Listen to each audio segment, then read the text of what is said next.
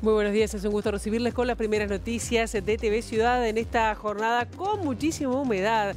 Más de 90% de humedad a esta hora, 17 grados es la temperatura en estos momentos en Montevideo. Saludo cordial a quienes nos siguen por Uniradio, la radio de la Universidad de la República, 107.7 de FM, por señal abierta, 6.1, por YouTube y también por tvciudad.ui. Así que bueno, varias maneras de seguir este noticiero. Vamos a repasar rápidamente cómo vendrá el tiempo para las próximas horas. Les recordamos que hay muchísima humedad. El cielo hoy va a estar algo nuboso con cielo cubierto por momentos. 23 grados es la temperatura máxima prevista para esta jornada. ¿Qué pasará mañana miércoles 16 de octubre? Las temperaturas extremas 12 y 21 grados. El cielo ahí parece claro y algo nuboso, pero no se descartan algunas precipitaciones para el sur del país. El jueves 17 de octubre, 11 y 23 prácticamente calcado, pero con un poquito más de calorcito para el jueves 17 de octubre. Este es el pronóstico de Inumet para las próximas horas. Tenemos muchos temas para compartir con ustedes hasta las 9 de la mañana y algunos de ellos que tienen que ver con campaña, o muchos de ellos.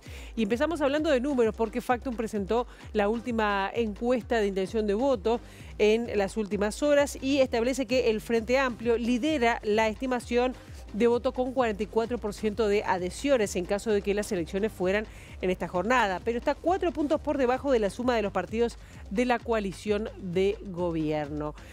Vamos a estar hablando también de campaña, pero desde el punto de vista del análisis, porque según el politólogo Daniel Giaschetti, es bastante fácil que el Frente Amplio consiga la mayoría de las bancas en la Cámara de Senadores, pero deberá ganar en noviembre para consolidar la mayoría parlamentaria. Y vamos a estar hablando también de lo que tiene que ver con la papeleta del sí, el plebiscito por el sí a la reforma previsional. Volvió a hablar el presidente de la República, Luis Lacalle Pou, e insistió con que una eventual victoria del sí sobre el sistema previsional generaría importantes problemas en la economía. Recordemos que ayer además hubo cadena nacional quienes están a favor de la papeleta del sí. Este martes habrá una nueva instancia de negociación con ministros de Transporte y de Trabajo para intentar destrabar el conflicto que se da en el sector de transporte suburbano, concretamente en la empresa COPSA. Por ahora no hay acuerdo, ayer hubo una reunión, hoy hay un nuevo encuentro, una nueva instancia de negociación, porque ayer la empresa no aceptó la propuesta del gobierno sobre destinar el subsidio por los boletos de los estudiantes al pago de lo adeudado, al pago de salarios a los trabajadores que se deben en esta jornada. Hay una nueva instancia, vamos a estar profundizando más adelante sobre esto. Y ahí, bueno, hoy nos vestimos de celeste porque hoy se enfrenta la selección uruguaya a la selección de Ecuador para una nueva fecha clasificatoria del Mundial. Esto será a las 20:30 en el Estadio Centenario. Y también vamos a estar hablando de un paro que comienza hoy, se extiende hasta mañana, de la educación. Vamos a estar recibiendo sobre las 8:30 a Camila Menchaca de la Federación Nacional de Docentes de Enseñanza Secundaria para hablar sobre este paro, sobre cuáles son los reclamos y cómo se para el sindicato, sobre todo ante los cambios en la educación y la reducción de algunos grupos que denuncia la Federación de Docentes de Enseñanza Secundaria. Esto será a partir de las 8:30 de la mañana. Ahora momento de abrir las ventanas hacia las calles de Montevideo para ver con datos del Centro de Gestión de Movilidad por dónde circular, por dónde no. @IMTránsito, @MBD Transporte para seguir en tiempo real a través de las redes sociales cualquier cambio en la circulación. Les dejamos algunos adelantos. Vean qué nublado que está Montevideo, por lo que se ve en las cámaras del Centro de Gestión de Movilidad. Bueno, 33 entre Buenos Aires y Reconquista va a estar cortado hasta las 5 de la tarde por trabajos de carga y descarga. Dolores Pereira de Rosell entre Francisco Bauzá y Horacio. El corte será hasta las 13 de la tarde y seguirá hasta el 16 de octubre por trabajo de saneamiento. También estará cortado hasta las 3 de la tarde Maipú entre Ayacucho y Comodoro Coe por trabajos de saneamiento. Una más va a estar cortado en Solís entre Piedras y Rambla, pero se va a hacer el corte desde las 9:30 de la mañana hasta las 5 de la tarde. Como dijimos, vamos a hablar de números porque ayer se dio a conocer la nueva encuesta de la consultora Factum y según la intención de votos, 44% apoyaría o daría su voto al Frente Amplio, pero está 4 puntos por debajo de la suma de los partidos de la coalición republicana. Según el sondeo, se achicó la diferencia entre el Partido Nacional y el Partido Colorado.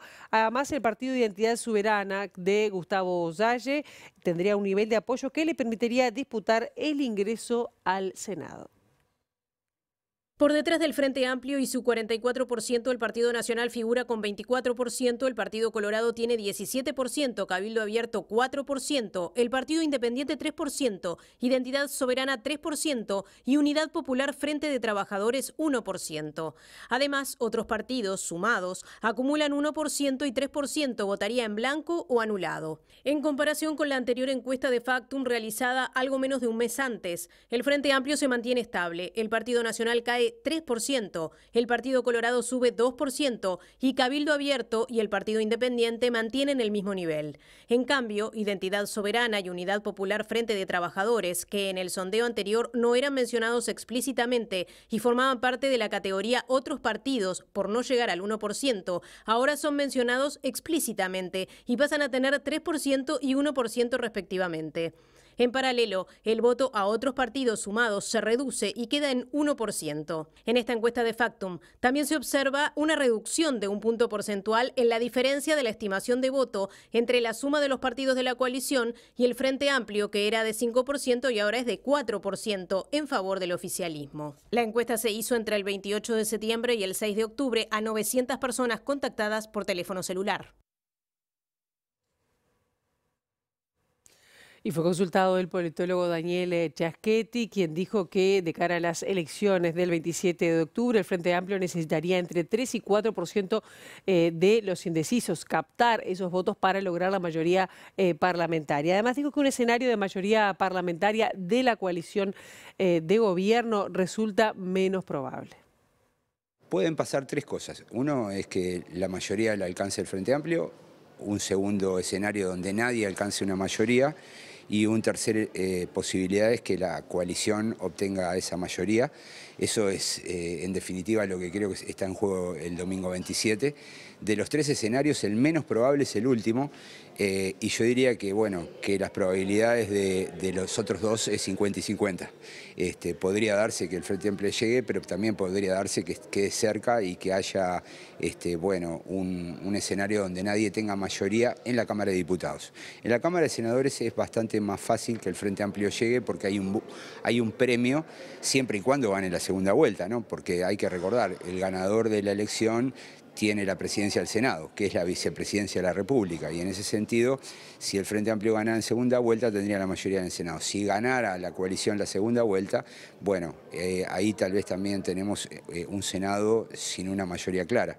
Por tanto, bueno, estamos todavía con mucha incertidumbre y hay que esperar un poco más.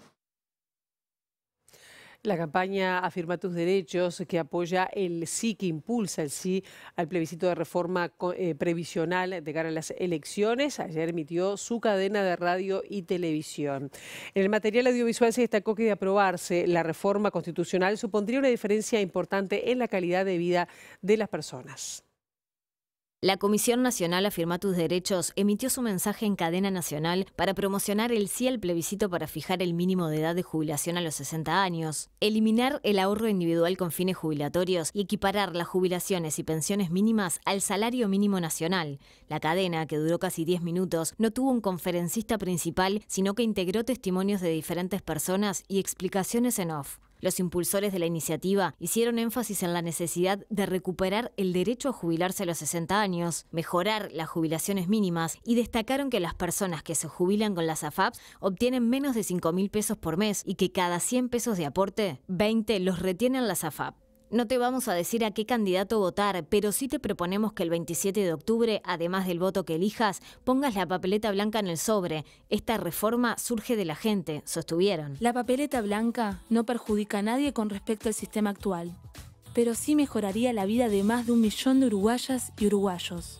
Aunque no resolverá todos los problemas del país, hará una diferencia importante en la calidad de vida de muchísimas personas.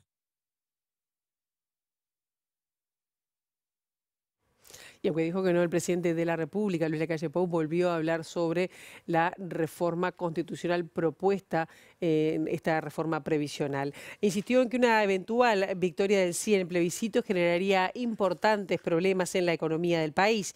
Durante un discurso en un evento de la empresa Turismar Bruno, donde presentó un nuevo ómnibus, Lacalle Pou dijo que este tipo de inversión no sería posible si se aprobara la reforma constitucional propuesta.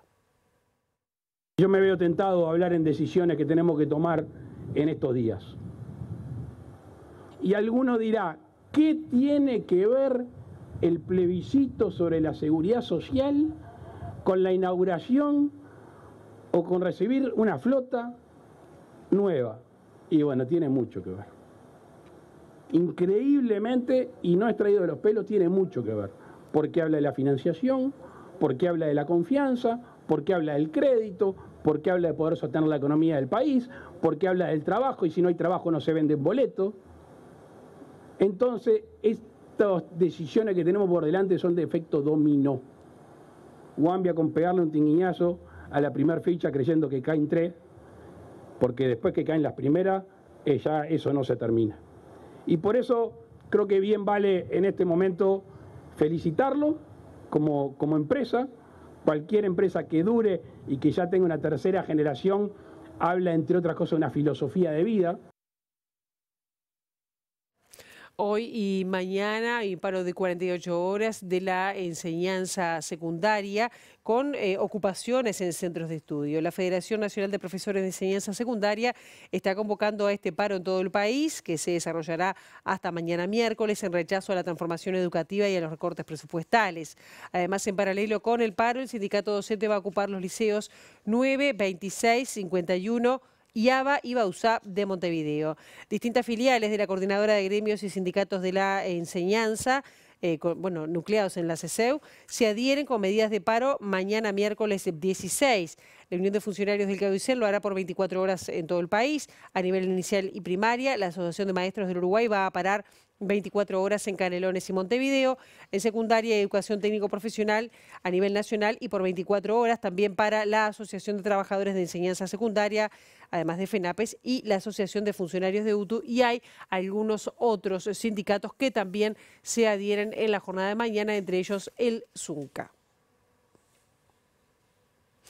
Vamos a hablar de otro tema que dio bastante que hablar desde el fin de semana hasta ahora y tiene que ver con el uso de inteligencia artificial para una entrevista periodística. La periodista y docente Ana Laura Pérez cuestionó el uso de la inteligencia artificial para representar al candidato presidencial del Frente Amplio, Yamandu Orsi, realizado por el programa Santo y Seña de Canal 4 durante una entrevista al candidato presidencial del Partido Colorado, Andrés Ojeda. Para la periodista, en la profesión hay límites que no se deben cruzar y uno de ellos es evitar generarle confusión a la ciudadanía. Que vos puedas hacer algo con una herramienta no significa que lo hagas. Se compara mucho con cómo fue el proceso con la energía nuclear. Y bueno, que vos puedas fabricar bombas no significa que efectivamente las fabriques y que efectivamente las tires, ¿no? Y que fue un proceso que como sociedad hicimos, darnos cuenta de que lo podíamos hacer, pero que mejor no hacerlo. Tú obligás a una persona a hacer una cosa, que tú podés discrepar sobre las razones por las cuales no la hace, pero que efectivamente y públicamente dijo que no lo quiere hacer. Entonces vos efectivamente la obligás. Entonces yo ahí lo que pregunto es, ¿cuál es el límite en obligar a una persona a hacer una cosa que no quiere? Debatir no es un límite que nos molesta. Y hacer otras cosas, por ejemplo, mostrarla bailando cuando no baila, sin ropa, cuando no se la quiere sacar, en determinadas circunstancias. Uno dice, ay, bueno, qué exagerada. Bueno, pero los límites son como muy personales. Entonces, por empezar, uno está obligando a una persona a hacer una cosa que públicamente dijo que no quiere hacer.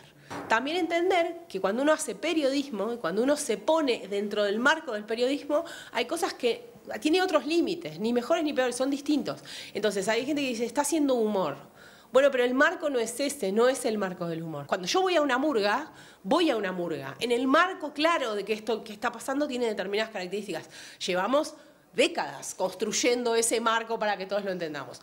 Esto es diferente porque el periodismo tiene otras reglas. Entonces también decir, es obvio que era una broma, y no sé si es tan obvio, porque estaba en el marco de una entrevista a otro candidato. Poner a una persona a decir algo que no dijo al menos que no lo dijo en esas circunstancias y en ese contexto, es un límite que no deberíamos cruzar. El abogado Pablo Schiavi, abogado especialista en datos personales y comunicación innovadora, opinó que el uso de inteligencia artificial que se vio en ese programa no amerita acciones legales. De todos modos, agregó que Uruguay se debe un debate sobre este tema. No tenemos una regulación todavía y creo que Uruguay tiene todas las condiciones, como ha hecho Europa, como ha hecho Estados Unidos, para dar una regulación no solo jurídica, sino también y especialmente de lo que implica las dimensiones éticas de la inteligencia artificial, que llegó para quedarse, que no necesitan una legislación para existir y que ayer fue un ejemplo de eso. Y esos marcos regulatorios que ya existen, primero definen lo que es la inteligencia artificial y después sobre todo nos dan un marco de derechos y obligaciones. ¿Qué se puede hacer? ¿Qué no se puede hacer? ¿Quién controla todo eso y qué sanciones hay si se incumple? Y ayer cuando yo escuchaba a distintos legisladores, bueno, vamos a denunciar esto, vamos a tomar medidas, en sí hoy no tenés mayores cosas para hacer porque no está previsto ni siquiera lo que es inteligencia artificial en nuestro país. Claramente todos los que vieron el programa ayer sabían que no era Yamandu Orsi el que estaba ahí presente. O sea, ha habido sí campañas a nivel político en otros países, en otras campañas, sobre todo en redes, donde realmente si no te lo explicaban o no te lo avisaban, obviamente vos estabas induciendo error al público, no solo en quién hablaba, sino en lo que decía. O sea, realmente era él. En este caso ayer creo que más en lo que fue en sí el programa, claramente quedó que no era el candidato del Frente Amplio que estaba presente en el programa.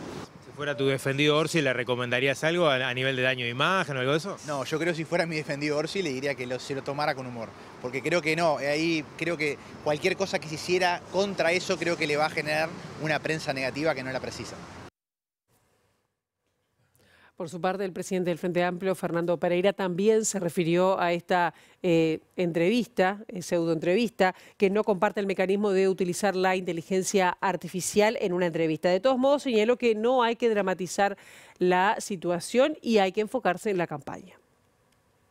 Es un mecanismo que no se debería utilizar y tampoco hay que dramatizar.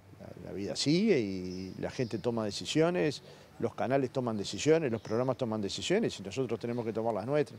Yo creo que no es un mecanismo que se debería utilizar, por más que no se cambie las posiciones del candidato, porque también depende de cómo se armen, de cómo se construyan. No me pareció feliz hacerlo junto con el candidato Ojeda. En fin, hay cosas que no me gustan, pero como tantas cosas en el mundo, tampoco dramatizo, la campaña sigue y es lo que hay que hacer. Muchas veces los medios toman decisiones, o incluso los programas o los productores, que yo no las comparto y probablemente nosotros tomemos decisiones que otros no las compartan. En principio no, sencillamente no me gusta. El diputado blanco Rodrigo Goñi también se refirió a esta situación, a esta nota, y dijo que hay que diferenciar lo que pasó en el programa de televisión con cuando se usa la inteligencia artificial para falsificar. En marzo, Goñi recordó que había presentado un proyecto para el uso de inteligencia artificial en campaña electoral que no prosperó. El riesgo es cierto y muy grave de que a través de los sistemas de inteligencia artificial se le hagan decir o hacer a un candidato, en este caso un candidato a presidencia, que fue el proyecto que nosotros promovimos, algo que no dijo ni hizo. Entonces, eso que nosotros quisimos legislar y finalmente no alcanzó el tiempo, habíamos acordado un texto para prevenir y sancionar una conducta que de alguna forma falsifique el decir o el hacer de un candidato. Hay que diferenciar cuando se usan estos sistemas para falsificar en un fraude de otros casos, como el que aparentemente fue el que pasó este fin de semana, donde se tomaban frases y en un contexto más o menos, digamos, creíble, sobre, en este caso de Orsi. Entonces, se puede usar la inteligencia artificial para, de alguna forma, dar vida a, palabras, frases, mensajes, siempre y cuando no se saquen fuera de contexto. Y en un acto de la fórmula del Frente Amplio en el departamento de Canelones, Yamandu Orsi se refirió justamente a las críticas realizadas o a las burlas de los últimos días y dijo que no está en el espíritu de su fuerza política caer en el insulto y la provocación. Siento que hemos perdido 5 años, 4 años y pico de nuestras vidas que iban a ser las mejores, dijo Orsi. Cuánta historia junta, cuánta responsabilidad y cuánta alegría, de verdad. Porque una campaña tiene que ser tomada así, con alegría, porque es una fiesta de la democracia. Y por lo tanto, el insulto, la descalificación, el menosprecio, la burla no cabe en nuestras filas. Vamos a otros temas. Permanece internada en estado grave la joven de 23 años que recibió un balazo, la mamá del bebé que fue asesinado en Cerro Norte el fin de semana. El alcalde del municipio A, Juan Carlos Peachot, aseguró que al Ministerio del Interior se le fue de las manos la situación y que la gente del barrio siente impotencia. Yo creo que acá lo grave es que tanto el Ministerio de Interior como el Gobierno no reconocen que no han logrado solucionar estos problemas. Y mientras no reconozcan y hagan la autocrítica de ver que realmente se les fue de las manos y que hay que buscar los caminos para solucionarlo, yo creo que esto no va a parar, va a seguir avanzando. Porque escuchamos todos los días que bajó la delincuencia, que bajaron los delitos y la gente vive encerrada en su casa con un temor terrible, sobre todo en esos barrios como Cerro Norte, bueno, Casaballe, un montón de barrios y que no ha mejorado, al contrario.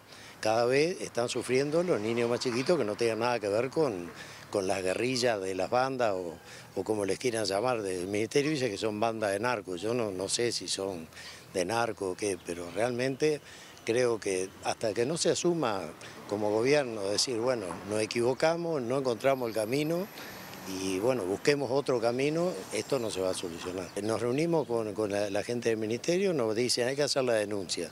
La gente se queja porque va a hacer la denuncia, lo tienen 3 horas en la comisaría, a veces no les toman la denuncia y es obvio, ahí bajan, los casos de denuncia son menores. Y los vecinos quedan indignados e impotentes porque queda fuera del alcance de las manos poder solucionar ese tipo de problemas. ¿Quién se va a imaginar que van a matar herir a una madre de 40 y pocos años y un bebé de 1 año que le peguen 3 tiros? O sea, son cosas que nunca nos imaginamos que puedan pasar y están sucediendo. Y lo peor es que nos estamos acostumbrando. Nos estamos acostumbrando y mientras no asumamos que está pasando todo eso y es grave, nos vamos acostumbrando y al final lo vamos naturalizando. El presidente del Frente Amplio, Fernando Pereira, también se refirió a la situación de inseguridad. Dijo que mientras el ministro del Interior, Nicolás Martinelli, sigue compartiendo placas que apuntan y que dicen que está bajando el delito, no es la situación que se vive y no coincide con la realidad. Tenemos graves problemas de seguridad. Si el problema de seguridad es el problema más grave de los uruguayos, porque Martinelli presente una gráfica, ¿va a cambiar? Porque Martinelli presente una gráfica. Vamos a dejar de tener la cantidad de asesinatos que tenemos, con cuerpos descuartizados, cuerpos calcinados, cuerpos asesinados, balaceras contra un bebé. No, entonces tenemos que tener un poco más de humildad. No, estamos fracasando todos con el tema de seguridad y precisamos humildad. ¿Está teniendo la humildad correspondiente del gobierno? Yo creo que no. Que tiene un problema que es no asumir que no ha resuelto el tema de la seguridad y que por más que pensaba que la LUC era la columna vertebral para resolver este tema, claramente no lo resolvió. Y con esa humildad, todos con la misma humildad, también nosotros asumiendo que no logramos resolver el problema, construir una solución al problema. Y esto es lo que deberíamos hacer todos. Sin embargo, optan por estos atajos, cuando no es el allanamiento nocturno, es el no a la baja, sino una reforma de la seguridad, para que se mezcle con la campaña electoral. Y la verdad que lo que la gente está precisando es poder caminar por la calle tranquila. ¿Hoy puede hacerlo? No. ¿Volvieron las carteras a los barrios? No. ¿La gente puede caminar tranquila en su comunidad? No. ¿En los pueblos del interior se vive con tranquilidad? No. Entonces, digamos, claramente tenemos un problema. Cuando se hace la encuesta de cuántos delitos hay, aumenta sustancialmente la gente que dice que fue dañada. Se cambiaron los mecanismos de denuncia. Cantidad de personas no denuncian. Entonces hay que tener rigurosidad para tratar un tema tan serio y tan doloroso. Y siguen las negociaciones respecto a la situación de la empresa Copsa, que debe adeudos a los trabajadores. Hoy habrá una nueva instancia en el Ministerio de Trabajo. Los trabajadores de COPSA representados en la UNOT ven con buenos ojos el avance en las negociaciones, pero advirtieron que de no haber una resolución clara van a tomar medidas más drásticas. Las reuniones entre los Ministerios de Trabajo y Transporte y la empresa de ómnibus suburbanos COPSA continuarán este martes con la presencia de autoridades de las carteras y en busca de un acuerdo que solucione este conflicto por la falta de pago a los trabajadores. El Sindicato de Transporte aguarda entonces por estos avances en las próximas horas entre el gobierno y la empresa, y los trabajadores aceptaron las propuestas de los ministerios y advierten que si la empresa no acepta, como no ha aceptado hasta este momento, puede haber un paro general del transporte. Y seguimos en tema porque el ministro de Transporte, José Luis Falero, aseguró que el gobierno va a disponer de un refuerzo presupuestal que debería permitir que COPSA pague lo que le debe al personal. Explicó que se aprobó un complemento de una partida presupuestal extraordinaria de 70 millones de pesos para subsidiar al boleto estudiantil en todo el transporte suburbano. El gobierno está haciendo un esfuerzo extraordinario con este apoyo, este refuerzo extra que no estaba previsto para este año, y bueno, no sé cuál es la razón por la cual se trancó. Sinceramente, creo que el tema no es todo el transporte suburbano, sino es alguna empresa en particular, creo que por lo que me han dicho es COPSA. Bueno, lo escucharemos y mañana veremos. Creo que debería resolverse el tema porque hay algo que no estaba previsto y se está ofreciendo. Creo que llegó el momento de no seguir afectando el servicio público de pasajeros en el área suburbana, ¿no? En encontrar esta solución, ¿sería algo provisorio hasta que termine el periodo de gobierno o directamente sería algo ya que quede efectivamente? Lo nuestro, nuestra resolución es hasta diciembre, pero allí especificamos claramente que entendemos que esto debe seguir. Yo no puedo firmar hoy para adelante porque tengo que esperar la instancia presupuestal. ¿Cuál es el refuerzo que se dispone por parte del gobierno para atender esta situación? En este caso es un 20%, el suburbano tiene un 100% se cubre por el gobierno en el urbano y un 80% en el suburbano. Ese 20% anda en torno a los 70 millones de pesos. ¿Esto alcanzaría para que la empresa COPSA pueda hacer frente a los salarios, pagar los salarios de los trabajadores? Bueno, no, ahí ya me escapa, digo, no sé si alcanza o no, digo, no sé, digo, los que deben con los trabajadores es una empresa, el suburbano son muchas, ¿no? Si no alcanza, le va a ayudar, supongo, a que puedan acercar las partes un poco hasta que la empresa resuelva su situación, ¿no? El senador del Frente Amplio, Alejandro Sánchez, aseguró que el expresidente José Mujica va a reaparecer antes de las elecciones y si se integrará a la campaña electoral. También anunció que sin lugar a dudas Mujica irá a votar porque está mejorando su salud. Va a ir a votar, pero Pepe, pero no te pongan duda.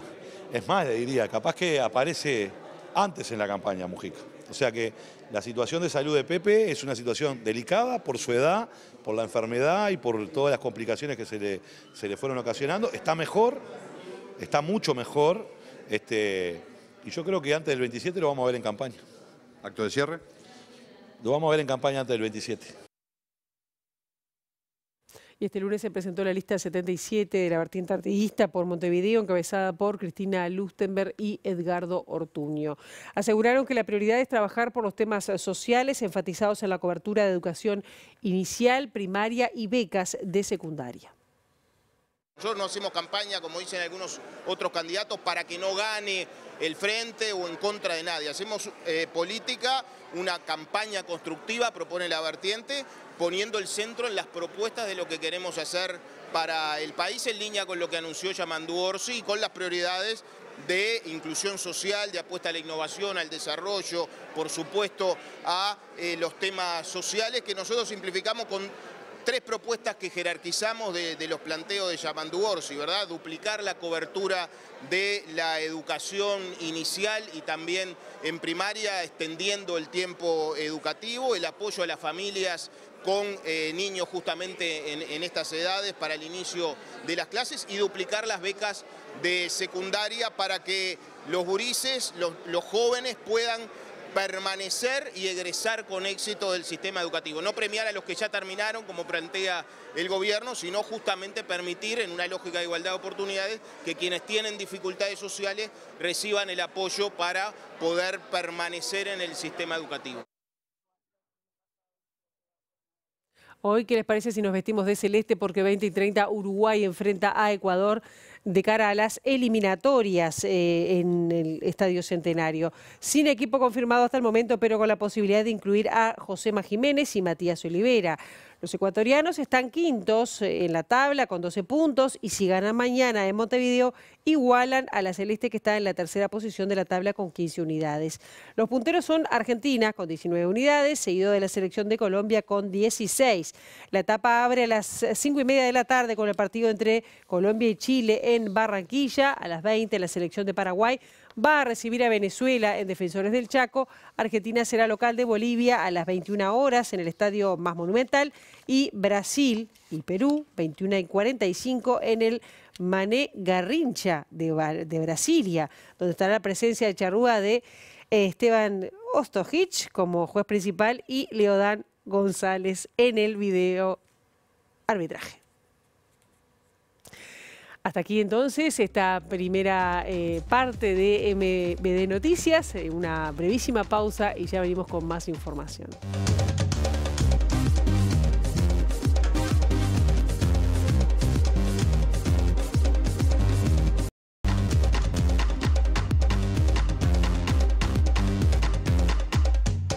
Segundo bloque de MBD Noticias, vamos a hablar de este paro de 48 horas de la Federación Nacional de Profesores de Enseñanza Secundaria y para eso vamos a estar recibiendo a Camila Menchaca, que es presidenta de ADES Montevideo y también integra en la directiva de FENAPES. Gracias por estar estos minutos acá. Gracias por el espacio, como siempre. Por favor, nosotros te invito a ver, porque también es una jornada de ocupaciones entre hoy y mañana de algunos centros educativos. Con este tema está nuestra compañera Juliana Perdomo. Juliana, bienvenida, muy buenos días. Pilar, muy buenos días para todos. Exactamente en este marco de 48 horas de un paro que ya comenzó a regir en esta jornada. Desde las 7 de la mañana hay ocupaciones en el Liceo IABA, ubicado aquí en la calle José Enrique Rodó. Al igual que esta institución, hay otras 4 más ocupadas. Hablamos del Liceo 9, también el 51 y el Bauzá, al igual que el 62. En este caso, FENAPES está llevando adelante esta medida que se va a desplegar también en la jornada de mañana y se va a activar el paro en otros sectores de la educación, por ejemplo el inicial y también en primaria, que habrá medidas de paro en Canelones y Maldonado, no así en Montevideo. También este paro se va a extender a la educación en privada, así como también a la SUTU a nivel nacional. Recordemos que en las últimas horas declararon las autoridades del CODICEN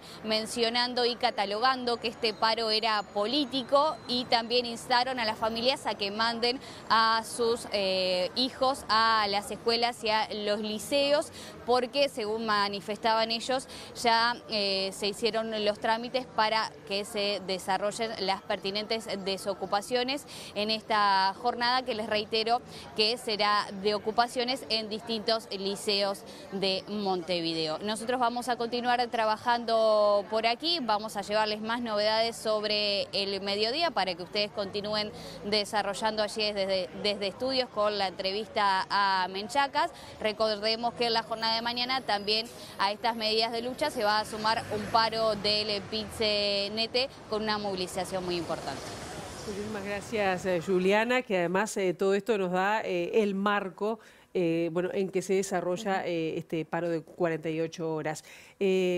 ¿Cuáles son los motivos que llevaron a esta medida?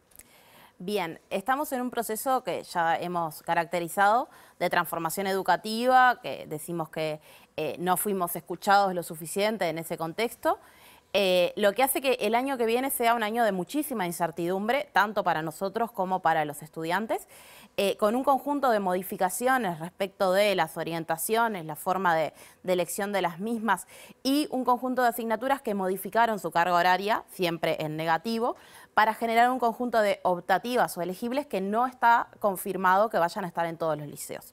Eso, en primer lugar, genera que nosotros tengamos menos horas de trabajo disponibles. En ese contexto también hay un recorte de grupos muy importante previsto para el año que viene, en donde se establece como simbólicamente el caso más grave en el Bauzá, que es en donde se quita un turno entero, 27 cuartos. En ese contexto es que nosotros nos encontramos ante una elección de horas de muchísima incertidumbre, con menos horas disponibles, es decir, con menos cantidad de trabajo para nosotros, lo que significa obviamente desempleo, subempleo, precarización laboral y además una incertidumbre enorme respecto de los estudiantes que realmente nosotros no sabemos qué va a pasar, por ejemplo con los estudiantes que tengan que repetir alguno de los años, que tengan que recursar algunas asignaturas, no sabemos qué va a pasar con eso, los estudiantes nos preguntan, no tenemos respuestas y estamos atravesando un proceso de concurso bastante complejo en donde se planteaba la efectivización de cerca de 6.000 docentes y nosotros planteamos que más de 2.000 no vamos a poder elegir en el marco de este concurso. Yendo por partes, justamente la presidenta del CODICEN, Virginia Cáceres, dijo que en realidad hay más grupos en todo el territorio nacional y que en lo que tiene que ver con el Bauzá concretamente se van a distribuir en otros centros, como que se sacan todos los cuartos. ¿Cuál es lo que ustedes dicen que, bueno, efectivamente hay una reducción de grupos? ¿Y cuántos, digamos, horas docentes y en qué materias ustedes están sintiendo el mayor riesgo? Bien, en primer lugar, si ellos están estableciendo que hay más grupos, que muestren los datos. En lo que es el Observatorio de Políticas Educativas, los datos de 2023 y de 2024 no están. Lo que están son los datos de hasta el 2022 y entre el 2019 y el 2022 tenemos a nivel país más de 500 grupos menos. Entonces, si ellos dicen que hay más grupos, que presenten los datos para poder efectivamente tener un debate público sobre la base de la realidad. Lo que nosotros hemos detectado en estos últimos años es una reducción inmensa en los grupos, también en 2023 y 2024. ¿Qué está afectando en qué departamentos especialmente? En todo el país, en particular nosotros en Montevideo tuvimos el año pasado la pérdida de casi de 18 grupos en el IABA y para el año que viene se prevé la pérdida de más grupos. Es decir, teníamos 46 grupos diurnos, el año que viene van a haber 26. Es decir, ¿con sobrepoblación vacíos. aumenta el número de alumnos por clase? Exactamente, sí, aumenta el número de alumnos por clase y se llevan a instituciones que no tenían la característica de incorporar grupos de cuarto, quinto y sexto a esos otros liceos como el 1. En el caso del Liceo Bauzá se le quita un turno completo, 27 cuartos. En la zona no hay salones disponibles para colocar esos cuartos. Entonces, si están planteando una redistribución, que nos digan exactamente dónde pretenden que esos estudiantes vayan. Porque si nosotros observamos los liceos de la zona, no hay espacio para colocar esos estudiantes. No nos están diciendo vamos a colocar contenedores, vamos a alquilar un edificio. De hecho, eso no está sobre la mesa. Se está planteando a nivel informal la posibilidad de enrocar grupos, pero sacar un grupo de un lado y ponerlo en otro no aumenta la cantidad de grupos. Y si sacamos un turno entero que tiene una cantidad importante de grupos, eso desaparece. Claro. Son horas de trabajo y son estudiantes que no van a tener a dónde ir en cuarto año de liceo, porque sabemos que el Bauzá es un liceo que en términos de transporte es muy accesible y es a donde estudiantes de todo Montevideo e incluso de Canelones y de San José eligen ir porque es lo que en términos de transporte le habilita llegar. Te pregunto, ¿por qué se decidió un paro de 48 horas y no de 24? Que además ha sido muy criticado, y ahí en la segunda parte de la pregunta, por distintas autoridades y esa autoridad, porque ahora pienso en Robert Silva, que fue presidente del CODICEN, también fue muy crítico. No tengo acá, lo tengo en algún lado, es una canallada contra los hijos de los trabajadores, dijo Robert Silva, entre otras cosas. Bien, en primer lugar, es un paro político porque las autoridades están desarrollando una política educativa de recorte. Ese recorte a nosotros hoy nos implica incertidumbre laboral, implica que los estudiantes no saben dónde van a ir a estudiar y que los estudiantes no saben qué van a estudiar el año que viene. En ese contexto, nosotros no tenemos canales reales abiertos de negociación. Es decir, no nos entregan la información que nosotros estamos solicitando, ni a nosotros ni a la sociedad en general, porque lo que te decía, los datos no están publicados. No se generan las instancias donde efectivamente poder acordar algunas cosas. Yo personalmente solicité en el marco de una bipartita la información respecto del Bauzá.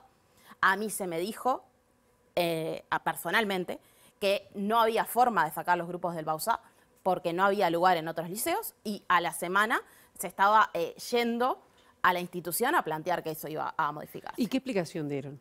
La explicación es que con la carga horaria de la transformación educativa no es posible sostener 3 turnos diurnos y 1 nocturno.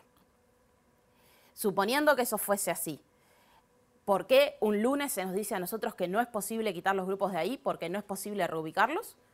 Y el sábado se nos establece a través de mecanismos informales que efectivamente esos grupos no van a estar más. ¿A qué atribuyen esto? Es decir, ustedes siempre han dicho que la transformación educativa se ha hecho de espaldas o sin la consulta de docentes. ¿Es así? Sí, o sea, nosotros lo hemos manifestado en múltiples oportunidades.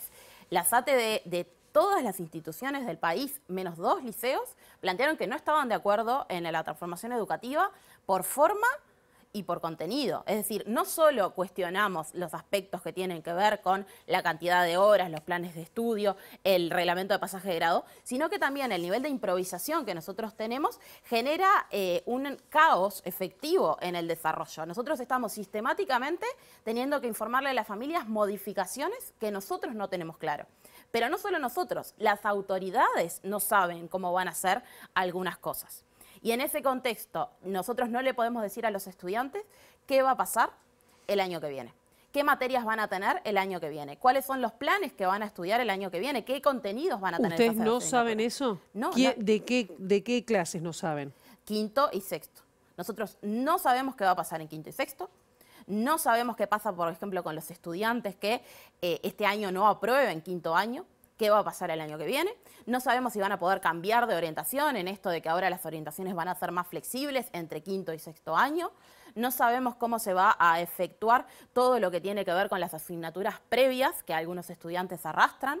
No sabemos en esas materias optativas que generan, que parece que los estudiantes podrán o no optar por ellas, cuáles se van a abrir en qué liceos. Entonces, el estudiante no sabe si el año que viene va a tener la opción de hacer emprendedurismo o va a tener la opción de hacer cultura y patrimonio o salud y recreación. Claro. Camila, yo te quería preguntar, porque estamos en un momento de contexto de campaña electoral, ¿ustedes cómo se plantean o cómo se plantan frente a las distintas candidaturas a la presidencia? ¿Han tenido contacto con todas? ¿Tienen receptividad? ¿Han tenido receptividad a alguno de los planteos o no? Sí, nosotros hicimos un evento muy importante hace un par de semanas en donde, firmado por 17 organizaciones, sindicatos de la educación todos, gremios estudiantiles, presentamos un conjunto de bases programáticas de la CESEU, de la Coordinación de Sindicatos de la Educación, en donde se plantea un piso de cosas que entendemos que deben desarrollarse para los próximos años, que van desde el presupuesto educativo hasta la necesaria consulta con los docentes, con los estudiantes, pero también con el conjunto de la ciudadanía respecto del futuro de la educación. En ese contexto hubo varios partidos políticos que decidieron no enviar delegados o delegadas a ese espacio a escuchar y poder comprender y responder finalmente a las distintas propuestas que se hacen a nivel de nuestros sindicatos, y hemos tenido un conjunto de partidos que expresamente se han manifestado en contra de nuestros planteos, como puede ser el candidato a vicepresidente Robert Silva, y otros que sí han tenido algún conjunto de reuniones o de intercambio con nosotros, que algunos planteos coinciden y otros no tanto, como podrían ser desde lo que es el Frente Amplio, el Frente de Trabajadores y la Unidad Popular, etcétera, que sí han tenido otro tipo de receptividad. Bueno, ¿cómo sigue esto? Y ya tenemos que terminar, pero ustedes presentaron una denuncia penal ante el director de Educación, porque dijo que eran un acto terrorista, ¿no? El hacer este paro, y también lo presentaron a nivel internacional, ¿no? ¿Cómo sigue esto? ¿En qué está? Sí, nosotros venimos preocupados por la escalada de represión hacia nuestro sindicato en términos concretos y en términos simbólicos. desde la apertura de sumarios a docentes, desde los compañeros de San José, el director del IABA, compañeros sancionados por haber desarrollado paros, compañeros que no tuvieron la posibilidad de desarrollar reuniones, asambleas de núcleo sindical dentro de las instituciones cuando está establecido expresamente que sí podemos hacerlo, hasta los actos simbólicos que implican caracterizar de determinada forma una medida que es constitucional. Nosotros tenemos el derecho constitucional a realizar un paro. Y en este contexto en donde no se están generando las garantías para negociar y no se está negociando de buena fe, peligrando nuestras fuentes de trabajo y peligrando la trayectoria educativa de los estudiantes, nosotros tomamos una medida que es legítima y legal. Que se nos plantee en ese momento que nosotros estamos generando un acto terrorista, nos parece que es grave, pero además viene en la misma línea de lo que ya se ha venido planteando, ¿no? Que nosotros estamos generando más caos que el que generan ellos, cuando en realidad nosotros no tendríamos que tomar estas medidas si ellos efectivamente se sentaran de buena fe a negociar con nosotros. ¿No hay buena fe? No. Es lo que yo te planteaba hoy. Si vamos a una instancia, se nos dice que algo no va a suceder y en la semana sucede efectivamente, no tenemos condiciones para negociar. Si no se nos da la información y no se publica al respecto de eso y nosotros no podemos hacer observaciones, si no se nos dice en qué liceo se van a colocar las optativas, no hay forma de poder negociar efectivamente y llegar a una conclusión en común. Camila Menchaca, gracias por estos minutos y bueno, seguiremos atentamente cómo sigue todo esto. Gracias por el espacio. Nosotros ahora seguimos con otros temas. Ustedes saben que se presentó una nueva edición del Café Solidario. Vamos con las características. Y siempre buscando alianzas como esta, ¿no? La del Café Solidario, donde nos sumamos la sociedad civil con, en este caso, la Intendencia, el Grupo Centro, y bueno, y por supuesto la gente que se va a acercar el jueves a tomarse el cafecito, que es fundamental también. Nuestro objetivo es terminar de alojar la sala, como ustedes sabrán, recién inauguramos nuestra ampliación, estamos con una sala nueva, con 16 camas, pudimos eliminar la lista de espera de recién nacidos que teníamos, pero bueno, ahora tenemos que terminar de alojar y equipar la sala, así que bueno, va a ser súper bienvenido el apoyo que nos puedan brindar. La Fundación Canguro acompaña, cuida y brinda afecto a recién nacidos que están en situación de extrema vulnerabilidad y que deben permanecer internados en el Hospital Pereira Rosell a la espera de una resolución judicial.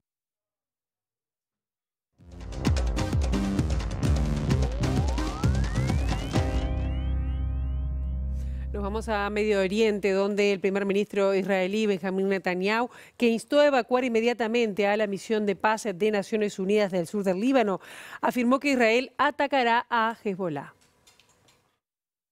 A través de un comunicado, Hezbollah explicó que sus combatientes lanzaron decenas de misiles hacia objetivos para saturar los sistemas de defensa antiaérea israelíes, mientras que la Fuerza Aérea de la Resistencia Islámica lanzó escuadrones de diversos aviones no tripulados, algunos de los cuales se utilizaron por primera vez. Según la milicia chiita, los drones fueron capaces de penetrar los radares de defensa aérea israelí sin ser detectados y alcanzaron su objetivo en un campo de entrenamiento de la brigada Golani en la zona de Binyamin, al sur de la ciudad ocupada de Haifa, logrando que explotaran en habitaciones donde decenas de oficiales y soldados se preparaban para participar en el ataque contra el Líbano, incluidos oficiales de alto rango. Previamente, Hezbollah comunicó que su ofensiva con drones se producía en respuesta a los ataques sionistas contra el centro de Beirut, la capital libanesa, donde el jueves perecieron al menos 22 personas. Mientras tanto, la región de Aitú, en el norte del Líbano, fue golpeada por el ejército de Israel, dejando un saldo de al menos 18 personas muertas, según la Cruz Roja, una zona de mayoría cristiana que es atacada por primera vez en lo que va de este conflicto, elevando los muertos a más de 1.300 desde que comenzó la incursión israelí en su país vecino. Y con un llamado a priorizar el combate al terrorismo en la región, está reunida la Conferencia de Ministros de Defensa de las Américas en Argentina, concretamente en la provincia de Mendoza. Durante los 3 días que durará el encuentro se realizarán reuniones bilaterales y se presentarán informes sobre ciberdefensa, cambio climático e inteligencia artificial en el ámbito militar, en una conferencia que concluirá el miércoles con la firma de la Declaración de Mendoza, un documento que reflejará los acuerdos alcanzados y las recomendaciones para el futuro de la defensa hemisférica. El encuentro se realiza cada 2 años y se convirtió en un foro crucial para el análisis de los desafíos de seguridad que enfrentan los países de América, y los debates durante esta edición pasarán por el impacto de los diferentes conflictos internacionales que se están desarrollando, como la guerra entre Ucrania y Rusia y el conflicto desatado en Oriente Medio, así como otras situaciones que se producen en Venezuela y Haití que tienen implicancias directas para la región. El ministro de Defensa argentino, Luis Petri, anfitrión del encuentro continental, anticipó las principales preocupaciones del gobierno del presidente Javier Milei en la materia, afirmando que uno de los ejes centrales que Argentina propondrá durante la cumbre será el reconocimiento del terrorismo como una amenaza a la estabilidad regional. El funcionario también consideró que los desafíos globales en materia de defensa necesitan de cooperación y que la seguridad de nuestros países y del continente dependen de la capacidad de anticiparse, y dijo que debe quedar claro que en nuestro continente no hay espacio para experimentos autocráticos, según advirtió.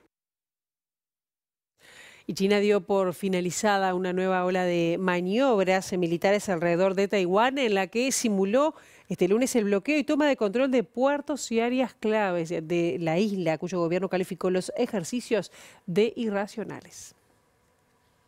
Los nuevos ejercicios similares a los que China realizó en mayo pasado en el estrecho de Taiwán y en torno al territorio autogobernado cuya soberanía reclama Pekín son un castigo a los actos separatistas relativos a la independencia de la isla. Según el Ministerio de Defensa Nacional taiwanés, el ejército chino empleó 125 aeronaves militares en sus maniobras alrededor de la isla, un récord diario desde que se empezaron a registrar este tipo de actividades.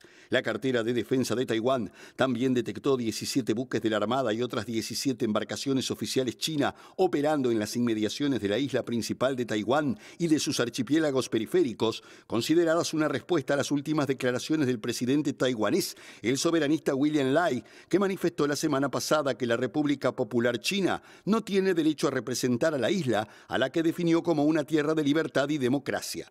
Taiwán es uno de los principales motivos de fricción entre China y Estados Unidos, ya que Washington es el principal proveedor de armas a la isla y podría intervenir para defenderla, por lo que el portavoz del Departamento de Estado, Matthew Miller, aseguró que la respuesta china con provocaciones militares al discurso anual rutinario del líder taiwanés corre el riesgo de escalar la situación, y expresó su preocupación por las maniobras, subrayando que se trata de ejercicios injustificados. Hasta aquí llegamos con esta primera edición. Ahora quedan en compañía de Ciudad Viva. La actualización informativa a las 13, a las 18:55. Y nosotros volvemos mañana a las 8 en punto con las primeras noticias de TV Ciudad. Pasen ustedes muy bien. Buena jornada.